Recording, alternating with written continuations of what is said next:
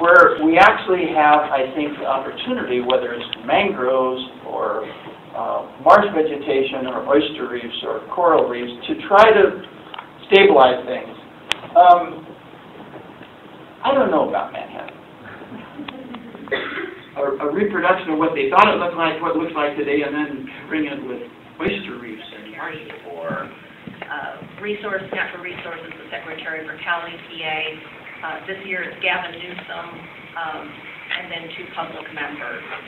And they adopted a resolution adopting the sea level rise projections from the NRC report that you're in. Also things like seasonal pattern changes, like things that affect the natural resource fund and other key ecological activities. Next slide.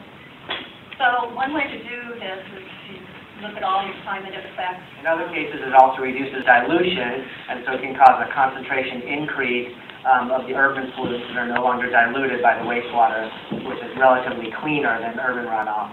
Is we spend almost no time arranging our data systems to count them.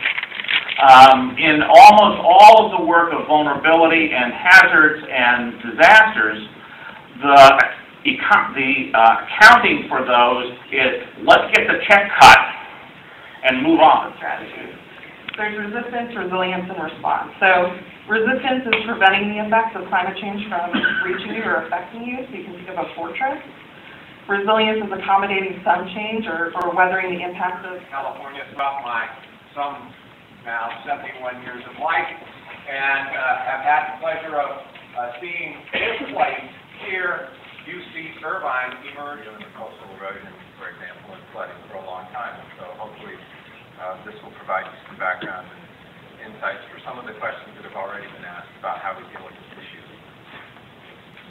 I don't know exactly how you're going to need to keep renourishing, and I think in this case it's a 10-year cycle. Or reputation, or relationship, or our unique assets. These include things we're already known for: promoting healthy oceans and coasts like the MLC process, protecting iconic ocean wildlife like blue tuna. We have funding from the National Sea Grant Program and the Climate Program Office.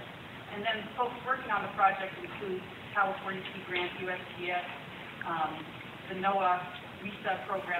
Let's say, parkland because of the critters that it has on it now, right?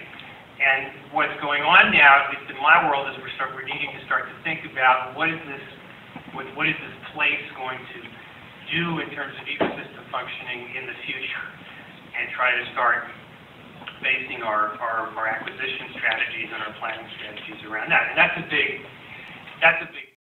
Who are impacted first, most, and worst around the world are indigenous people, poor people, and people of color. And so it's critical to take into account all these perspectives, and I thank all of you for the work that you do for that.